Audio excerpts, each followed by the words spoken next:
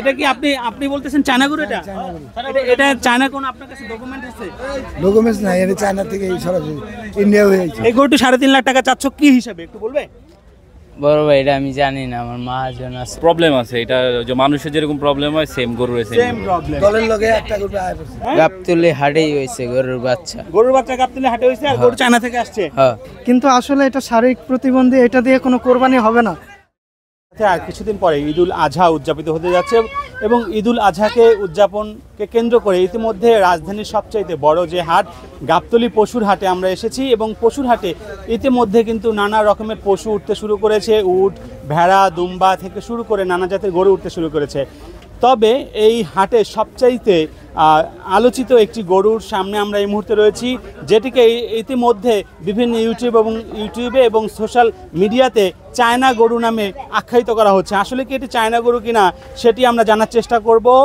তুমি এই গরুটিকে চায়না গরু বলতেছো, এই গরুটা যে চায়না গরু কিভাবে, এটার প্রমাণ কি তোমার কাছে? প্রমাণ এটা ছোটবেলায় আমার মহাজন শিব দিয়ে আনাইছে গরুটারে। এটা কি আপনি আপনি বলতেছেন চায়না গরু? এটা এটা চায়না কোন আপনার কাছে ডকুমেন্ট আছে? ডকুমেন্টস নাই, এটা চায়না থেকে সরাসরি ইন্ডিয়া হয়ে যাচ্ছে। ইন্ডিয়া হয়ে চায়না থেকে আসছে। একটু আগে আমরা শুনলাম আপনাদের লোকজন বলতেছে হেলিকপ্টারে করে নিয়ে আসছে। আরে না, কে কি বললো জানা। আচ্ছা, এটা চায়না গরু। এটা চায়না গরুটা আপনি এটার কোনো প্রমাণ কি? চায়না গরু প্রমাণ কি? দলের লগে একটা গরু আয় করছে। দলের লগে একটা গরু আইসা পড়ছে। আর যাই হোক, এটি তেমন বাচ্চা তো আমরা দেখতে পাচ্ছি, দেশি বাচ্চা। বাচ্চা দেখতে পাচ্ছি, দেশি বাচ্চা, দেশি গরু বাচ্চা দিচ্ছে। আচ্ছা, এই গরুটা কি এই যে আমরা যেটা দেখছি ঠোঁট কাটা, এর জন্য কি আপনারা চায়না গরু দাবি করছেন? মানে একটু অদ্ভুত দেখে। জন্ম থেকে। হ্যাঁ, জন্ম থেকে অসুস্থ। অসুস্থ না, জন্ম থেকে। আমরা একটু আপনার সঙ্গে কথা বলতে চাই। আপনার কাছে কি মনে হয় এটা কি চায়না গরু?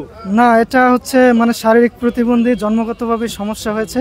এরা বিভ্রান্তিকরমূলক তথ্য দিচ্ছে, কারণ এটা কোনোভাবে চায়না গরু হতে পারে না। আমরা প্রতি বছরই দেখি যে হাটে ইউটিউবে বিভিন্ন রকমের নানা রকমের মিথ্যা বিভ্রান্তিমূলক তথ্য ছড়ানো হয়।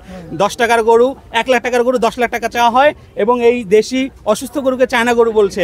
এটি আপনি কি মনে করেন, এটি কতটুকু যুক্তিযুক্ত? অ্যাকচুয়ালি বিভিন্ন ধরনের ইউটিউবাররা আছে, হলুদ সাংবাদিকরা আছে, যারা কিনা তারা ভিউ কামানোর জন্য এইগুলা করছে। হ্যাঁ, ইউটিউবে মিলিয়ন মিলিয়ন ভিউ হলে তারা ইনকাম করতে পারবে, এই কারণে ভাইরাল হওয়ার জন্যই তারা মূলত এই মিথ্যা তথ্যটা দিয়ে থাকে। কিন্তু আসলে এটা শারীরিক প্রতিবন্ধী, এটা দিয়ে কোনো কোরবানি হবে না। কারণ ইসলামে আছে যে ত্রুটিপূর্ণ গরু দিয়ে কখনো কোরবানি হবে না। কি মনে হয় গরুটা চায়না গরু না দেশি গরু? দেশি গরু, একদম খাঁটি পিওর। খাঁটি পিওর দেশি গরু মনে হচ্ছে না? এই যে চায়না গরু হিসেবে রটাচ্ছে বাজারে, এটা ইউটিউব যারা করতেছে, প্রচার করতেছে, ভিউর জন্য এরকম করতেছে, ভিউর জন্য করছে। আর এটা তো প্রবলেম আছে, এটা যে মানুষের যেরকম প্রবলেম হয় সেম গরুর সেম প্রবলেম।